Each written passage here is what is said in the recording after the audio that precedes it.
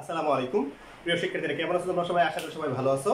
রসায়নের শর্টকাট রসকাটের 24তম পর্বে সবাইকে স্বাগত। ঠিক আছে, তো আজকে ক্লাসে আমরা যে জিনিসটা নিয়ে আলোচনা করবো সেটা হচ্ছে একবারে রসায়নের বেসিক একটা জিনিস।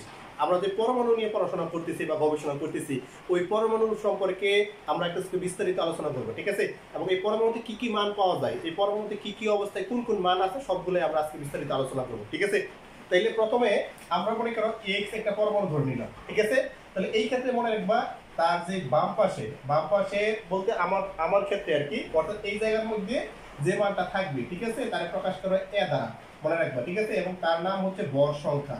তার নাম হচ্ছে তোমার কি ভর সংখ্যা। ভর সংখ্যার আরেকটা নাম হচ্ছে নিউক্লিয়ন সংখ্যা।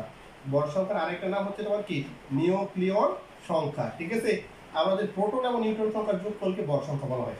মনে থাকবো এই ক্ষেত্রে, অর্থাৎ পরমাণুর এই পাশের উপরের অংশে যে মানটা থাকবে তারে বলা হয় ভর সংখ্যা। ভর সংখ্যার কি দ্বারা প্রকাশ করা হয়? এ দ্বারা প্রকাশ করা হয়।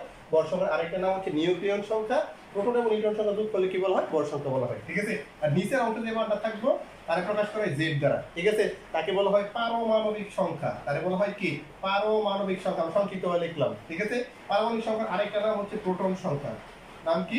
প্রোটন সংখ্যা। ঠিক আছে, মনে রাখবা। তারপর হচ্ছে এই যে উপরের অংশে, ডান পাশের যে উপরের অংশে, এই ক্ষেত্রে থাকবে হচ্ছে প্লাস মাইনাস, যেটাকে আমরা আদান বা চার্জ জানি। ঠিক আছে, আদান বা কি বলা হয়?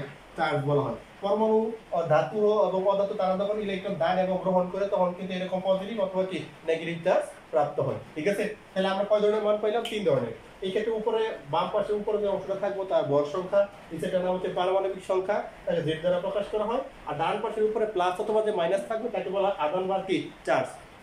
যেমন মনে করো স্বাভাবিকভাবে আমরা সোডিয়ামের কথা চিন্তা করি, আমরা সবাই জানি নামের শেষে যে আম উচ্চারিত হয় যে সোডিয়াম একটা ধাতু, আর ধাতুর কাজই হচ্ছে কি করা? ইলেকট্রন ত্যাগ করা। ঠিক আছে, এই ক্ষেত্রে সোডিয়াম, আমরা জানি সোডিয়াম তার সর্বস্থ কক্ষপথ থেকে একটা ইলেকট্রন দান করে সোডিয়াম প্লাস আয়নে পরিণত হয়। ঠিক আছে, এটাকে আমরা বলি পজিটিভ চার্জ, আরো বলি ক্যাটায়ন বলি আমরা। ঠিক আছে, আবার মনে করি ক্লোরিন একটা অধাতু, ক্লোরিন তার সর্বস্থ কক্ষপথ থেকে একটা ইলেকট্রন গ্রহণ করে তোমার কি করে? Cl মাইনাস আয়নে পরিণত হয়, তাকে আমরা বলি নেগেটিভ চার্জ, অথবা আমরা বলি তোমার কি অ্যানায়ন বলি। ঠিক আছে, এটাকে আমরা বলি ক্যাটায়ন, এটা আমরা কি বলি? অ্যানায়ন বলি। কথা বুঝতে পারছি? তাহলে আমরা এই পরমাণুর মধ্যে মোটামুটি এই 3টা মান পাওয়া যায় আর কি। এছাড়াও কিন্তু আমাদের আরো মান আছে। ঠিক আছে, এই মানগুলোর ক্ষেত্রে আমরা একটু বিস্তারিত আলোচনা করব। ঠিক আছে, যেমন আমরা মনে করো সোডিয়াম লিখলাম। ঠিক আছে, সোডিয়ামের ক্ষেত্রে এই অংশে থাকবে তার ভর সংখ্যা। তো সোডিয়ামের ভর সংখ্যা আমরা সবাই জানি 3। নিচের অংশে থাকবে পারমাণবিক সংখ্যা। সোডিয়ামের পারমাণবিক সংখ্যা কত? 11। ঠিক আছে, এই ক্ষেত্রে থাকবে তার আধান অথবা চার্জ। সোডিয়াম যেহেতু ধাতু, তার সর্বশেষ কক্ষপথে সে কয়টা ইলেকট্রন দান করে? একটা। এই ক্ষেত্রে তার চার্জ হবে প্লাস। কথা বুঝতে পারছো? এই ক্ষেত্রে আমরা কয়েকটা মান বের করবো আজকে। ঠিক আছে, এ হচ্ছে ভর সংখ্যা, তারপরে পারমাণবিক সংখ্যা, কি তোমার ইলেকট্রন সংখ্যা, তারপরে হচ্ছে প্রোটন সংখ্যা, তারপরে সর্বশেষ আমরা নিউট্রন সংখ্যাটা বের করবো। ঠিক আছে, তাহলে এই ক্ষেত্রে আসো এ মানে ভর সংখ্যা। ভর সংখ্যা কত? 23। তাহলে আমরা লিখলাম জেড মানে পারমাণবিক সংখ্যা। পারমাণবিক সংখ্যা কত? 11।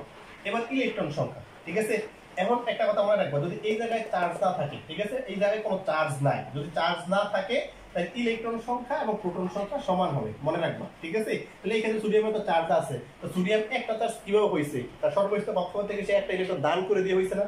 সোডিয়াম তার সর্বস্থ কক্ষপথ থেকে একটা ইলেকট্রন দান করে দিয়ে কিন্তু সোডিয়াম চার্জ দিতে। এই ক্ষেত্রে তার পারমাণবিক সংখ্যা ছিল 11, তার মানে ইলেকট্রন 11টা ছিল। এই ক্ষেত্রে সে একটা ইলেকট্রন ছেড়ে দিচ্ছে, তাহলে এই ক্ষেত্রে তার ইলেকট্রন হবে কয়টা? 10টা। তাহলে এই ক্ষেত্রে ইলেকট্রন হবে কত? 10। প্রোটন সংখ্যা, ঠিক আছে, তো পারমাণবিক সংখ্যা যত, প্রোটন সংখ্যা তোমার কি ততই হবে। ঠিক আছে, তারপর পারমাণবিক সংখ্যার অপর নাম আমরা জানি প্রোটন সংখ্যা, তাহলে এই ক্ষেত্রে তার কত হবে? 11। নিউটন সংখ্যা বের করার যে সূত্রটা আমরা জানি সেটা হচ্ছে ভর সংখ্যা থেকে পারমাণবিক সংখ্যা বিয়োগ করবা। তাহলে ভর সংখ্যা আছে কত? 23, পারমাণবিক সংখ্যা আছে 11, বিয়োগ করার পর কত থাকে? সম্ভবত তোমার 12 থাকবে। ঠিক আছে, আমরা খুব সহজে কিন্তু বের করতে পারি। যদি আরেকটা জিনিস দেখো, ম্যাগনেসিয়াম 2+, তাহলে ম্যাগনেসিয়ামের ভর সংখ্যা হচ্ছে 24, পারমাণবিক সংখ্যা তোমার কত? 12। তাহলে এর ক্ষেত্রে আমরা এই মানগুলো বের করার চেষ্টা করব। এক্ষেত্রে ভর সংখ্যা কত? 24। ঠিক আছে, পারমাণবিক সংখ্যা কত? 12। ইলেকট্রন সংখ্যা দাও, ম্যাগনেসিয়াম 2+। কিভাবে হয়েছে? ম্যাগনেসিয়াম তার সর্বস্থ কক্ষপথ থেকে সে 2টা ইলেকট্রন ছেড়ে দিয়ে কিন্তু ম্যাগনেসিয়াম 2+ হয়েছে। ঠিক আছে, ম্যাগনেসিয়ামের পারমাণবিক সংখ্যা কত? 12। তাহলে এই ক্ষেত্রে সে 2টা ইলেকট্রন ছেড়ে দেওয়া মানে তার কাছে কয়টা ইলেকট্রন কমে গেছে? 2টা। তাহলে এই ক্ষেত্রে তার ইলেকট্রন সংখ্যা কত হবে? 10। তাহলে এই ক্ষেত্রে ইলেকট্রন সংখ্যা 10। পারমাণবিক সংখ্যা অর্থাৎ প্রোটন সংখ্যার অপর নাম পারমাণবিক সংখ্যা, তাহলে পারমাণবিক সংখ্যা 12 মানে প্রোটন সংখ্যা কত? 12। নিউটন সংখ্যা বের করবা, পারমাণবিক সংখ্যা থেকে তোমার কি ভর সংখ্যা থেকে পারমাণবিক সংখ্যা বিয়োগ দিবা। আর এই ক্ষেত্রে 24 মাইনাস হচ্ছে 12, বিয়োগ করলে কত হবে? 12 হবে। ঠিক আছে, আমরা এরকম ভাবে চাইলে কিন্তু একটা পরমাণু থেকে সবগুলো মান আমরা কি করতে পারি? বের করতে পারি। কথা বুঝতে পারছো? মনে রাখবা এই ক্ষেত্রে যদি চার্জ না থাকে, অর্থাৎ এই ক্ষেত্রে যদি কোনো চার্জ না থাকে, তাহলে ইলেকট্রন সংখ্যা এবং প্রোটন সংখ্যা কত হবে? সমান হবে। কথা বুঝতে পারছি?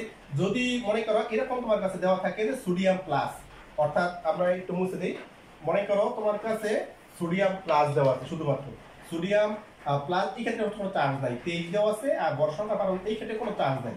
যেই ক্ষেত্রে চার্জ না থাকে তাহলে আমরা মনে রাখবো ইলেকট্রন সংখ্যা এবং প্রোটন সংখ্যা সবসময় কত হবে, সমান হবে। তাহলে এই ক্ষেত্রে তুমি যা আসো, তাহলে বর সংখ্যা কত, 23, পারমাণবিক সংখ্যা কত, 11, ইলেকট্রন সংখ্যা সে কিন্তু কোনো ইলেকট্রন দানও করে নাই, গ্রহণও করে নাই, তার মানে যা আছে তাই। তাহলে এই ক্ষেত্রে কত হবে, 11। তাহলে পারমাণবিক সংখ্যা আরেকটা কত, পারমাণবিক সংখ্যা আরেকটা, প্রোটন সংখ্যা এই ক্ষেত্রে তার 11। তাহলে এই ক্ষেত্রে 23 বিয়োগ 11 দিবা, অর্থাৎ 12, অর্থাৎ বর সংখ্যা থেকে পারমাণবিক সংখ্যা বিয়োগ করো। ঠিক আছে? তাহলে আমরা খুব সহজেই কিন্তু আমরা একটা পরমাণু থেকে বর সংখ্যা, পারমাণবিক সংখ্যা, ইলেকট্রন সংখ্যা, প্রোটন সংখ্যা, নিউট্রন সংখ্যা কিন্তু খুব সহজে আমরা বের করতে পারি।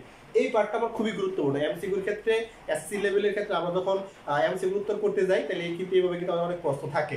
যেমন মনে করো আমরা একটা উদাহরণ তোমাকে দেখাই দিই, তাহলে আর বিষয়টা আরো সহজে বুঝতে পারবে। এমসিকিউর ক্ষেত্রে যে জিনিসটা থাকে, মনে করো দেওয়া থাকলো অ্যালুমিনিয়াম 3+, বর সংখ্যা কত, 27, পারমাণবিক সংখ্যা কত, 13। এই ক্ষেত্রে তার ইলেকট্রন সংখ্যাটা কত? এমসিকিউ তো বলা থাকে এই অবস্থার ক্ষেত্রে, অর্থাৎ এই পরমাণুর ক্ষেত্রে তার ইলেকট্রন সংখ্যাটা কত। দেখো, ইলেকট্রন সংখ্যা বের করতে গেলে অ্যালুমিনিয়াম সাধারণত জানি আমরা পারমাণবিক সংখ্যা 13, মানে তার ইলেকট্রন সংখ্যা কয়টা, 13টা। তাহলে অ্যালুমিনিয়াম যদি 3টা ইলেকট্রন ছেড়ে দিয়া অ্যালুমিনিয়াম 3+ হয়, তাহলে এই ক্ষেত্রে 13টা থেকে কয়টা ইলেকট্রন কমছে, 3টা। তার মানে এই ক্ষেত্রে অ্যালুমিনিয়াম 3+ ইলেকট্রন সংখ্যা কত হবে, 10। ওরা খুব সহজে বের করতে পারে। এরকম অংশ কিন্তু সবসময় থাকে। তো রসায়নের পক্ষ থেকে এরকম নিত্য নৈতিক নৈমিত্তিক মজার মজার ক্লাস প্রতিনিয়ত আসতে থাকবে। সবাই রসায়নের সাথে থাকবে, রসায়নের ক্লাসগুলো বেশি বেশি করে শেয়ার করে দিবে। সবাইকে অসংখ্য ধন্যবাদ। আসসালামু আলাইকুম ওয়া রাহমাতুল্লাহি।